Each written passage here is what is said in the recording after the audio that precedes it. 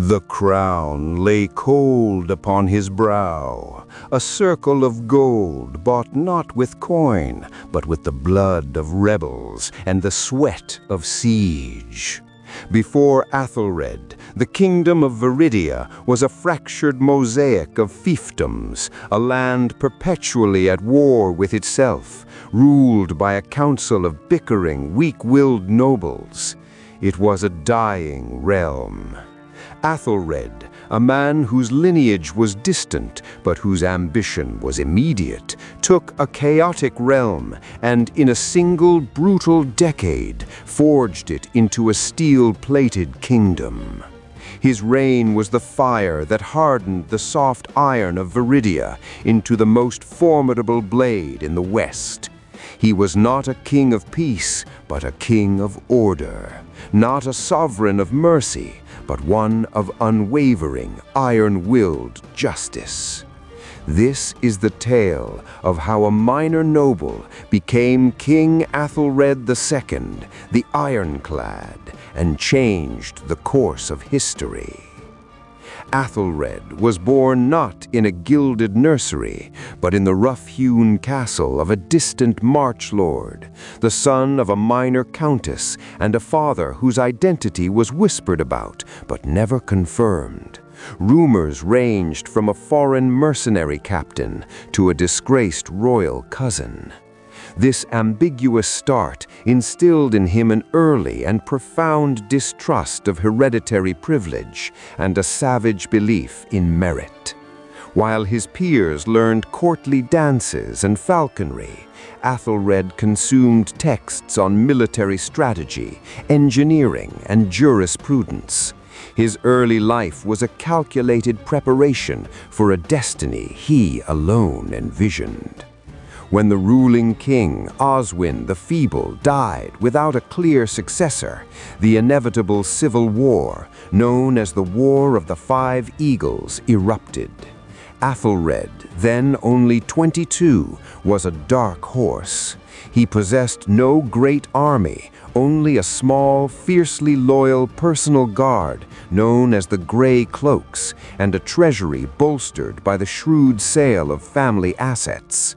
His initial campaign was a masterpiece of tactical audacity. Instead of engaging the large armies of the main claimants, he targeted their logistical backbones. He systematically seized the three great silver mines of the north, cutting off the funding of the most powerful rival, Duke Rorik. With Rorik crippled financially, Aethelred next struck at the kingdom's only functioning deep-water port, the free city of Aegis. By controlling the flow of vital grain and iron imports, he turned the rival armies into hungry, poorly equipped mobs. This was his genius. He understood that war was less about courage and more about accounting and infrastructure. He did not defeat kings, he dismantled kingdoms. His victories were swift, decisive, and shockingly bloodless on his own side, as he preferred to starve or outmaneuver his foes rather than face them in costly open battle. This phase culminated in the famous Siege of Blackford Keep, where he used innovative siege engines, massive counterweighted trebuchets that shattered the keep's ancient walls in under 2 days, a feat previously thought impossible. The capture of Blackford effectively ended the War of the Five Eagles. The remaining claimants, weakened, bankrupt, and demoralized, pledged fealty or fled into exile. At the age of 26, Aethelred stood alone, inheriting a devastated land. His first act as king was unprecedented. He dissolved the traditional feudal council. In its place, he established the Royal Edict of Governance, proclaiming that all titles, lands, and privileges were now held only at the pleasure of the crown. This move instantly centralized power, stripping the old nobility of their hereditary right to raise private armies or levy taxes without royal consent. The murmurs of rebellion were met not with negotiation, but with the immediate and public execution of 3 major noble families who dared to protest, an act that earned him the moniker, the Ironclad. He immediately turned his attention to economic recovery. He instituted a uniform system of weights, measures, and currency, replacing the confusing and often fraudulent regional standards. This dramatically boosted internal trade and streamlined the collection of taxes. He also commissioned the construction of a vast network of paved military roads, allowing the quick movement of both goods and, crucially, the newly formed Royal Guard, a professional standing army that answered only to him. This professional force was trained in phalanx-style fighting, equipped with standardized, mass-produced plate armor, and paid a regular, substantial wage, a radical concept in an age of temporary, levied peasant armies. The roads and the guard were the twin pillars of his new order, guaranteeing that the king's law and the king's tax collectors could reach even the most remote corners of the realm within days. The stability fostered a rapid population rebound and an explosion in artisan guilds, particularly for metal workers and shipbuilders. Veridia's strength was suddenly visible in its infrastructure. Just as Aethelred was consolidating his internal power, a massive external threat emerged, the Khanate of the Silver Horde from the eastern steppes. These nomadic, terrifyingly effective horse archers had spent generations raiding and now sought to carve out a permanent empire. Their leader, the ferocious and brilliant warrior Genghis Khan al-Shar, had unified the tribes and broken the defenses of 2 neighboring kingdoms. His vanguard reached Veridia's eastern border, marking the first major test of Aethelred's new order. The old nobles urged the king to retreat behind the capital's walls and wait for the enemy to exhaust itself, the traditional strategy against steppe raiders. Aethelred, however, ever the innovator, vehemently disagreed. He knew that a war of attrition would simply destroy his kingdom's burgeoning economy. Instead, he executed a high-risk, preemptive strategy.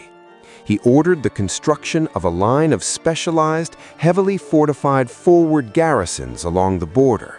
Not massive castles, but small, easily resupplied stone blockhouses designed to withstand a quick siege. Then, he personally led the royal guard out to meet the Khanate's main army in the open plains, a move his advisors called madness. Aethelred, however, had studied the Khanate's tactics. They relied on speed, feigned retreats, and volleyed arrow fire. His response was equally simple and brilliant. He equipped his infantry with specialized, oversized shields, forming an impenetrable wall, the Iron Wall formation, and positioned his smaller cavalry force to protect the flanks. The resulting Battle of the Whispering Grass was a clash between the medieval past and Aethelred's militarized future. The Khanate's arrows shattered harmlessly against the disciplined ironclad shield wall, and when their charge finally stalled, Aethelred unleashed his heavy cavalry in a devastating, coordinated counterattack, shattering the myth of the Horde's invincibility. Having neutralized the threat of both rebellious nobles and foreign invaders, Aethelred immediately turned his reforming eye upon the 2 remaining institutions capable of challenging his authority: the church and the decentralized legal system. The Church of the Holy Sepulchre, deeply entrenched in Veridian society, held vast tracts of land, was exempt from all royal taxation, and maintained its own powerful, independent courts.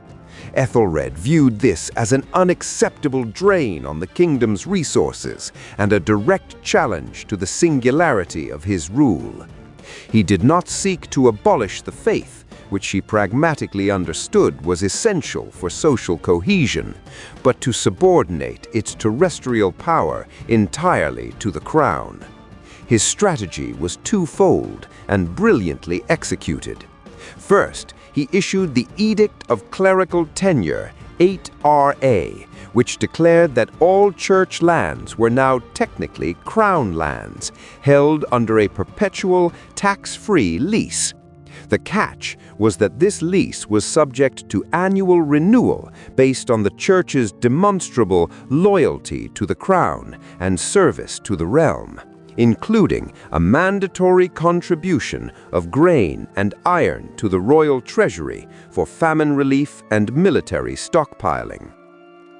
Second, he abolished the independent ecclesiastical courts for all matters concerning land disputes, felony, and high treason. These cases were redirected to his newly established High Court of Royal Justice, overseen by appointed, salaried judges, the king's justiciars, rather than powerful regional bishops. This move effectively brought the wealthy and influential church under the direct financial and legal control of the monarchy, without sparking a catastrophic religious uprising. The clergy complained, but Aethelred's policy of rewarding obedient priests with guaranteed stipends and immediate public construction of new, grander cathedrals kept dissent manageable. The king secured the state's coffers and cemented his role as the ultimate legal authority. Aethelred's military campaigns and administrative overhauls required colossal funding, which he secured not through crushing peasant taxes, but through radical economic innovation. He recognized that the kingdom's greatest potential lay not in agriculture, but in its natural resources and strategic maritime position. He launched the Great Charter of Maritime Trade, creating a royal trading syndicate, the Iron Chain, that held a monopoly on all export of Veridian timber, silver, and finished steel goods. All private merchants who wished to participate had to pay a substantial annual license fee and adhere to strict quality controls enforced by royal inspectors. In exchange, the Iron Chain provided armed convoy protection from piracy, guaranteed market access in foreign ports through royal treaties, and offered low-interest loans for expansion. This system proved immensely successful. By controlling and standardizing exports, Veridia became known throughout the known world for the peerless quality and reliability of its goods, driving up prices and revenue. The tax system was simultaneously reformed, shifting the burden away from direct peasant levies and toward consumption and luxury tariffs. He introduced the salt tax and the silk duty, placing heavy levies on imported non-essential goods. While this made luxury items expensive for the nobility, it generated enormous, consistent revenue streams without crippling the productive capacity of the peasantry or causing widespread unrest.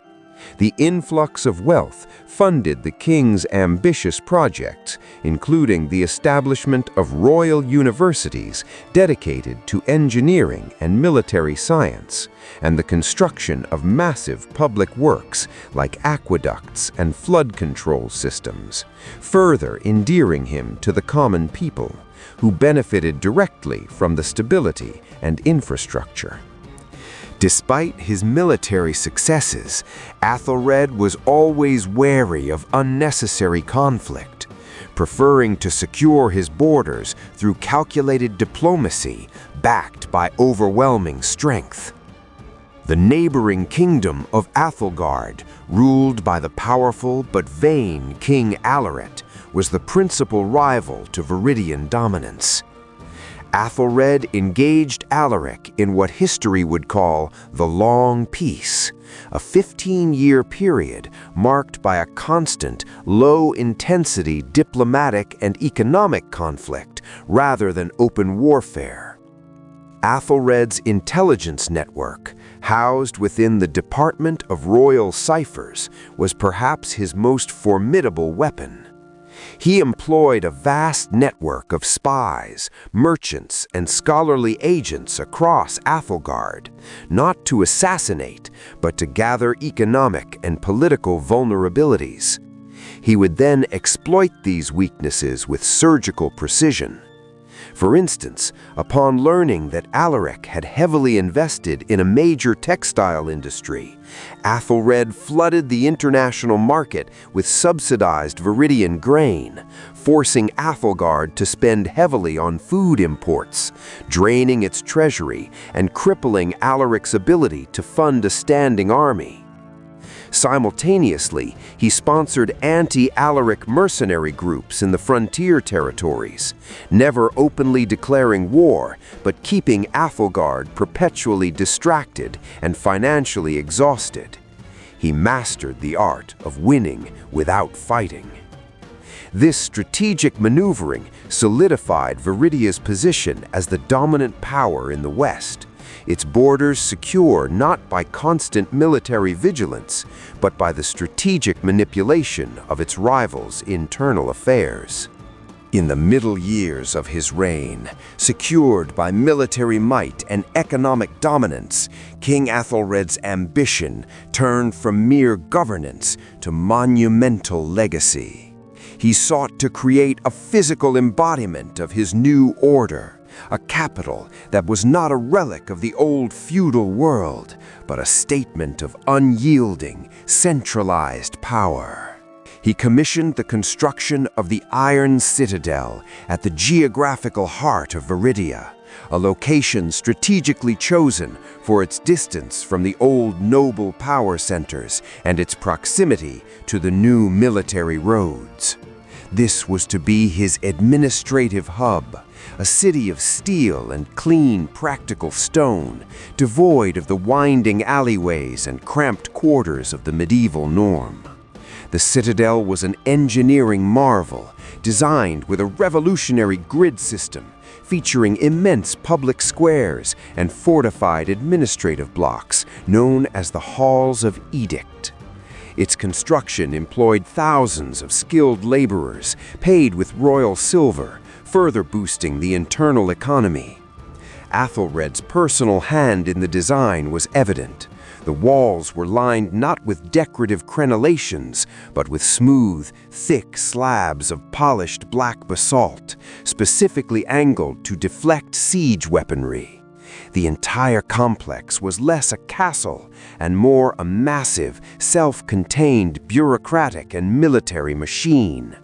The sheer, relentless speed and scale of the project, taking only 8 years to complete, became a legend in itself, demonstrating the king's total command over his kingdom's resources. When it was finished, Aethelred moved his entire court, declaring the Iron Citadel the true capital, symbolically severing the monarchy from the historical baggage of the old, fragmented kingdom. Aethelred's most enduring and perhaps most contradictory reform was the institutionalization of the Iron Hand administration. Realizing that a kingdom built on competence could not rely on the haphazard skills of hereditary noblemen, he created a vast, salaried civil service staffed by rigorously tested commoners and minor gentry. These bureaucrats, specialists in tax collection, logistics, and legal adjudication, formed a new, powerful, and fiercely loyal class. They owed their entire status to Aethelred and were ruthlessly efficient, further eroding the power of the remaining feudal lords. The king's famous decree, merit over blood, was the foundation of this new governing body, cementing his reputation as a king who championed the capable, regardless of birth. Yet this very principle presented a fatal flaw when it came to his own lineage.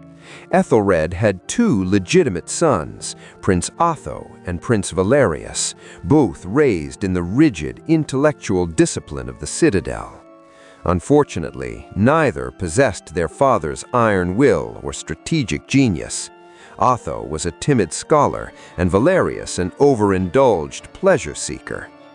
Aethelred privately favored his illegitimate but brilliant and militarily astute daughter, Lady Lyra. Lyra had served as a capable commander during the Khanate Wars and managed the Iron Chain trade routes with fierce efficiency. However, the deeply ingrained Veridian law of succession, which Aethelred never dared to rewrite for fear of undermining all tradition, barred a bastard and a woman from inheriting the throne. The man who had reformed everything could not reform his own succession, leading to a profound, unspoken tension at court as his health began to decline. The looming succession crisis emboldened the remnants of the old nobility, who saw Aethelred's diminishing strength as their final opportunity to reclaim their lost power. The exiled Duke Rorik's son, Lord Gillen, returned from Ethelgard with foreign support and rallied a substantial force in the fragmented Western Highlands, sparking the Black Banners uprising. Gillen promised a return to the ancient freedoms, appealing to the lords who chafed under the Iron Hand's rigid taxation and oversight. This was not a popular peasant revolt, but a desperate, aristocratic bid to restore feudal independence. Aethelred, though in his mid-50s and suffering from a persistent cough, personally took the field, viewing the rebellion as the ultimate test of his system. The king's response was swift and pitiless. The confrontation culminated at the Battle of the Sullen Pass. Lord Gillen's army, composed of hastily gathered local levies and expensive, uncoordinated foreign mercenaries, was no match for the professional, state-funded Royal Guard. Employing the same highly disciplined iron wall formation that defeated the Khanate, Aethelred's forces shattered the rebellion in less than a day. The subsequent purge was brutal. All captured lords were publicly executed without trial, their lands immediately seized by the crown and administered directly by the Iron Hand. The Black Banners uprising served not as a destabilizing force, but as a final, bloody confirmation that feudalism was dead in Veridia, and that the Ironclad's centralized state was unchallengeable. Aethelred returned to the citadel, a victorious but visibly weary king, his reign confirmed as absolute. The victory at Sullen Pass was Aethelred's final great military effort. He returned to the Iron Citadel and spent his remaining years attempting to secure his legacy, a task he realized was far more difficult than securing his throne. His focus became the codification of the Iron Code, a comprehensive legal document intended to replace the patchwork of local customs and royal decrees that had governed Veridia. The code was revolutionary in its severity and impartiality. It mandated strict penalties for corruption within the civil service, ensuring that the Iron Hand administration, the very foundation of his rule, did not become a new class of self-serving tyrants. A justiciar, a royal judge found guilty of bribery, faced not imprisonment, but immediate and public execution, a penalty harsher than that for many instances of treason. However, the king's health was failing rapidly. The persistent cough, likely aggravated by years in the field, and the damp stone of his many castles worsened into a chronic lung ailment. Recognizing his limited time, Aethelred desperately attempted to train his heir apparent, Prince Otho, in the realities of governance. He forced Otho to attend council meetings, review financial ledgers, and shadow the king's justiciars. But Otho, a man of sensitive temperament and academic pursuits, recoiled from the harsh pragmatism and ruthless decision-making that defined his father's rule. He was paralyzed by the weight of the crown, unable to grasp that the iron fist of governance was necessary to maintain the peace secured by the king's wars. This growing realization of his heir's inadequacy filled Aethelred's last days with bitterness and anxiety, a stark counterpoint to the absolute success he had achieved in all other spheres. In the spring of his 60th year, King Aethelred II, the Ironclad, passed away peacefully in his bedchamber within the Iron Citadel, the kingdom he had forged secure around him. The immediate response was an eruption of contained chaos. The Iron Hand administration, highly organized and professional, immediately followed the king's pre-planned instructions for a flawless transition.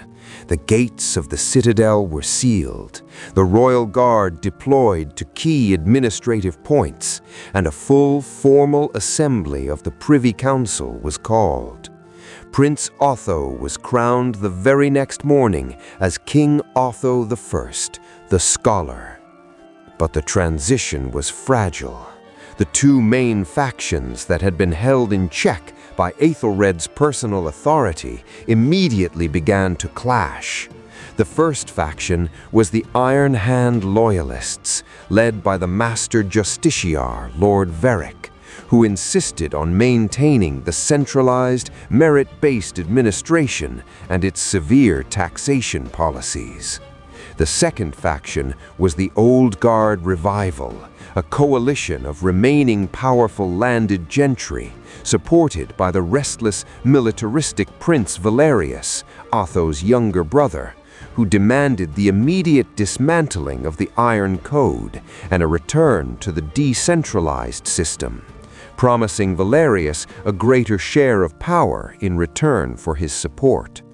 Otho, deeply uncomfortable with the ruthless politics of his father's court, was ill-equipped to mediate this tension. He sought to appease both sides, an approach that only served to alienate everyone, giving the impression of weakness. The Ironclad had left a mighty machine, but his successor lacked the strength to grip the levers of control. The most dangerous player in the immediate aftermath was Aethelred's illegitimate daughter, Lady Lyra. Having been excluded from the throne, she did not flee or challenge the legal succession, but rather made a calculated move. Using her substantial personal wealth and her impeccable military and logistical credentials, she positioned herself as the indispensable guarantor of Veridia's economic stability. She openly declared her loyalty to the crown, but crucially, she retained personal command over the powerful Iron Chain Trading Syndicate and its formidable private fleet. Her influence on the professional elements of the Royal Guard, who respected her military prowess far more than Otho's scholarly musings, was also immense. When King Otho, pressured by the Old Guard revival, attempted to impose new decentralized tax exemptions that would have decimated the royal treasury, Lady Lyra made her move. She did not rebel, but instead announced the temporary and unilateral suspension of all iron chain exports.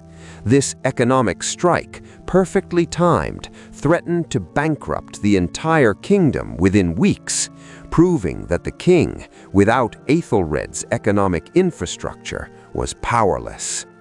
Faced with an immediate, self-inflicted economic collapse, Otho was forced to rescind the decree and grant Lyra the unprecedented title of Royal Regent of Commerce and Defense, effectively giving her control over the treasury and the military's supply chain. This move averted civil war, but established two centers of power in Veridia: the legal but weak King Otho in the citadel, and the capable but extra-legal Lady Lyra controlling the kingdom's wealth and strength. The Ironclad's careful state was already beginning to fracture. With Lady Lyra effectively controlling the kingdom's finances and military supply lines, King Otho I found himself a gilded prisoner in his own citadel. The initial tension between the legal monarch and the competent regent quickly escalated from political maneuvering to personal spite. Otho deeply resented Lyra's superior ability and the fact that the powerful civil servants, the Iron Hand, routinely bypassed the king to seek Lyra's practical counsel. He saw her competence not as a support, but as a perpetual challenge to his legitimacy. Otho's advisors, a mix of opportunistic old guard nobles and timid scholars, encouraged his paranoia. They convinced him that Lyra's consolidation of power was the prelude to a coup, despite her repeated public declarations of loyalty to the crown and the Iron Code. Desperate to assert his royal prerogative, Otho committed his first catastrophic blunder. He attempted to use the one power he still theoretically controlled, the king's privy purse, his personal discretionary funds. He secretly began diverting large sums of money collected from tariffs not controlled by the Iron Chain to fund the creation of a new private army composed entirely of foreign mercenaries.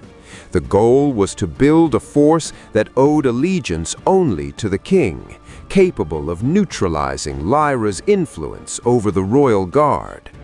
This clandestine operation was the ultimate act of self-sabotage, revealing Otho's profound distrust of the very institutions his father had built. The volatile situation was expertly exploited by Prince Valerius, Otho's younger brother. Valerius, who had initially championed the old guard, now realized that Lyra, not Otho, represented the true source of power. He abandoned his feudal allies and strategically offered his military experience to Lyra, claiming he sought only to preserve his father's sacred order. Lyra, needing a public face of legitimacy from the royal line to counter Otho's legal claim, accepted Valerius's support, solidifying a formidable alliance of competence, wealth, and military expertise. The king's secret attempts to fund his mercenary force did not stay secret for long. Lyra's intelligence network, inherited from Aethelred, was embedded deep within the citadel's financial systems. Upon receiving irrefutable evidence of Otho's clandestine spending and his hiring of the notorious Wolf's Head mercenaries, Lyra acted decisively. She did not stage a coup. Instead, she assembled the Privy Council and presented the evidence of the king's financial impropriety, proof that he was squandering the royal treasury on a private army, a move that would destabilize the kingdom and violate the sanctity of the Iron Code. Lyra issued a public ultimatum. The king must immediately dismiss his foreign mercenaries and officially delegate all authority to the royal guard and the treasury to the newly formed Council of Iron Oversight, or face the council's judgment. This was not a demand for the throne, but a demand for the king's surrender of all real power. Faced with Lyra's unassailable proof and the unified front of the Iron Hand, the Royal Guard Command, and his brother Valerius, King Otho chose defiance. Driven by wounded pride and the fear of becoming a mere figurehead, he declared Lyra, Valerius, and the entire Council of Iron Oversight traitors to the crown. He then fled the Iron Citadel under the cover of darkness, taking his remaining personal guards and the small contingent of freshly hired Wolf's Head mercenaries. He established a rival court in the ancient northern feudal stronghold of Castle Varric, a relic of the very system his father had crushed. This event, known as the Iron Schism, formally split the kingdom of Veridia. Lyra and Valerius immediately seized administrative control of the citadel, proclaiming that they acted not against the crown, but against the betrayal of the Iron Code. The kingdom was now divided. The Citadel faction, the Iron Hand, controlled the capital, the royal treasury, the iron chain trade routes, the professional royal guard, and the entire civil service. Ruled de facto by Lyra and Valerius, acting as co-regents under the authority of the Privy Council. The Varric faction, the royal loyalists, controlled the legal title to the throne, King Otho I, a handful of northern feudal territories still loyal to the old system, and a small, unreliable mercenary force. The stage was set for a civil war, a conflict between legitimate lineage and administrative competence, threatening to undo every achievement of King Aethelred II. The Iron Schism rapidly transitioned from a political standoff into a low-grade civil war. King Otho I, ensconced in Castle Varric, attempted to rally the kingdom through traditional means. He sent out royal decrees on parchment, adorned with the ancient seal, demanding loyalty and denouncing the Citadel faction as usurpers. His efforts were largely ineffective. The Iron Hand administration, led by Lyra, controlled all the infrastructure. All tax collectors, post roads, and even the official printing presses were under their direct command. Lyra countered Otho's decrees not with military force, but with a highly effective propaganda campaign. Utilizing the new state-controlled network of information distribution, Aethelred's efficient courier service, she distributed thousands of printed pamphlets detailing Otho's financial impropriety, his wasteful spending on foreign mercenaries, and his direct violation of the Iron Code. The pamphlets were not aimed at the nobles, but at the professional classes and the common people who had benefited most from Aethelred's stability. The message was simple. Otho threatened the peace, the economy, and the law. This strategic use of information neutralized the legitimacy of Otho's ancient claim, turning the conflict into a defense of the competent state against incompetent tradition.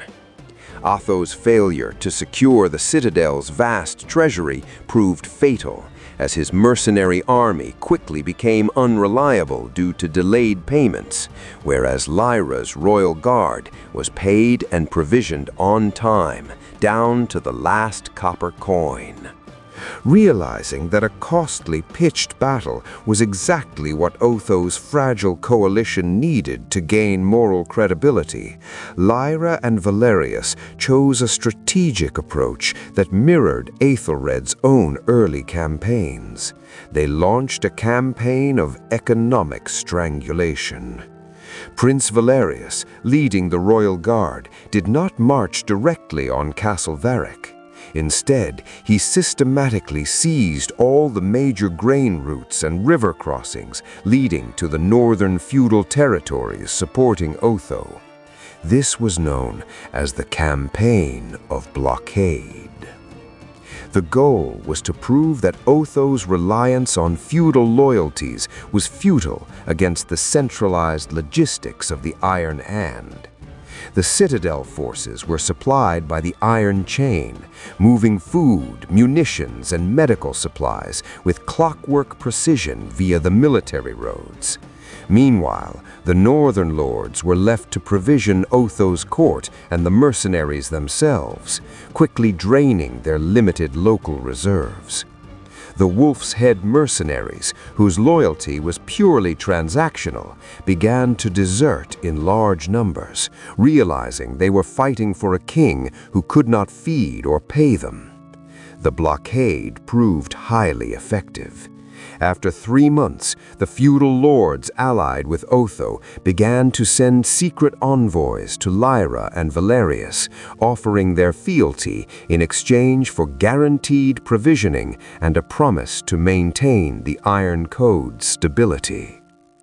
Driven by desperation, King Otho attempted one final ill-conceived military maneuver. He abandoned the safety of Castle Varick with his remaining loyalists and mercenaries, attempting a daring flanking march through the Weeping Gap to attack the citadel's undefended supply depots in the Central Plains. Otho aimed to seize provisions and demonstrate military initiative, hoping to rally public opinion. However, the movement was immediately detected by Lyra's highly efficient intelligence network. Lyra, anticipating the king's retreat from Varick, had positioned a mobile, highly trained unit of the Royal Guard, commanded by herself, to intercept any such move. The resulting clash at the Battle of the Gap was a swift, decisive rout. Otho's forces were exhausted, hungry, and demoralized. Lyra's disciplined troops, fresh and fully provisioned, executed a perfect pincer movement. The remaining mercenaries quickly scattered or surrendered. Otho was captured attempting to flee the battlefield, disguised as a common infantryman. The battle lasted less than 4 hours. The Iron Schism ended not with a grand siege, but with the professional dismantling of a king's failed military gamble. Otho was taken prisoner and escorted back to the Iron Citadel, ending the legal challenge to the regent's authority and confirming the absolute superiority of Aethelred's centralized, logistics-focused military system. Following the capture of King Otto I, the Citadel faction faced its most sensitive political and legal challenge: what to do with the legitimate, albeit failed, king. The prevailing sentiment within the Old Guard revival was for immediate execution, which would clear the path for Prince Valerius to claim the throne. Lady Lyra, however, understood that a brutal regicide would fatally undermine the Iron Code's central principle, that the law, not personal ambition, was supreme. Her aim was not to seize the throne through violence, but to restructure the succession under the guise of legal necessity. The Privy Council, overseen by the Master Justiciar, Lord Varick, convened the trial of the crown.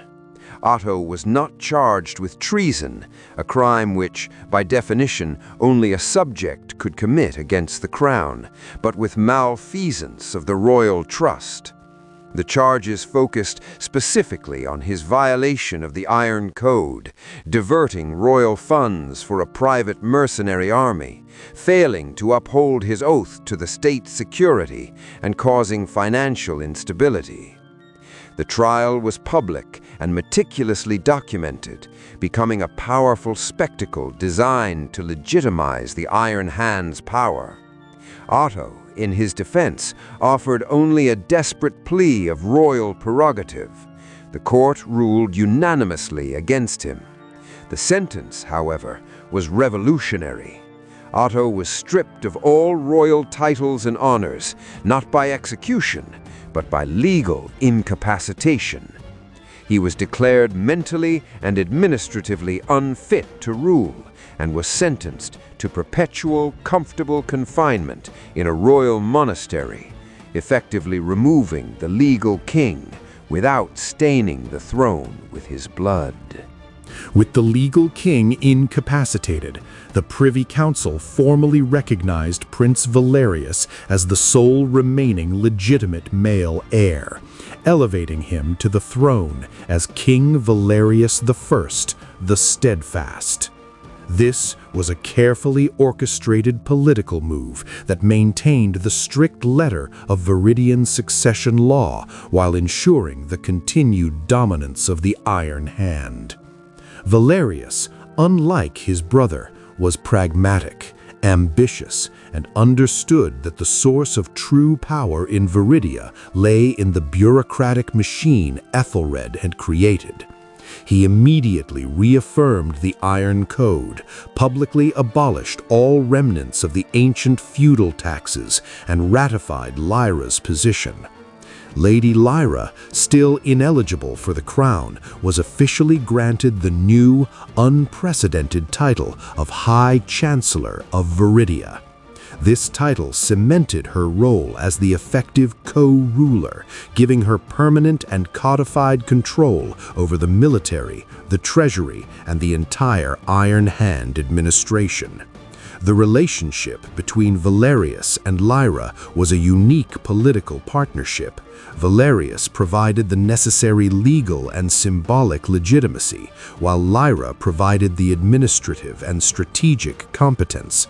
Their joint reign marked the final, decisive transition of Veridia from a feudal kingdom to a centralized bureaucratic state, fully realizing the vision of Aethelred II. The Iron Schism had served as a final, violent purge of any remaining resistance to the principles of the Iron Code. The early reign of King Valerius I and High Chancellor Lyra was dedicated to solidifying the administrative and economic gains of the previous decade. Valerius focused on integrating the few Western territories that had nominally supported Otho back into the Iron Hand system, not through punitive measures, but through investment. He ordered the extension of the military road network into these regions and guaranteed them representation in the new Royal Assembly of Guilds, a governing body Aethelred had conceived to give influence to the professional and commercial classes rather than the landowning nobility. Lady Lyra, meanwhile, launched the Project Sea Steel, a massive state-sponsored expansion of the Iron Chain's naval capacity. Recognizing that Veridia's future was maritime and commercial, she ordered the construction of dozens of new, heavily armed merchant vessels and warships, establishing Veridia as the unquestioned naval power in the Western Seas. This naval superiority allowed Veridia to dictate terms to its rivals, particularly Aethelred, and effectively monopolize the lucrative deep-sea routes. The entire apparatus of state, the law, the military, the economy, was now functioning as an integrated, self-sustaining machine built on Aethelred's foundational principles. The Ironclad's ghost rested easily. His kingdom had survived the ultimate test of succession, proving that his system was more powerful than any individual, even a king. We have chronicled the fire of King Aethelred II's rise, his brutal forging of Veridia, the crushing of the feudal lords, and the establishment of the flawless yet fearsome Iron Hand administration. But the story is far from over.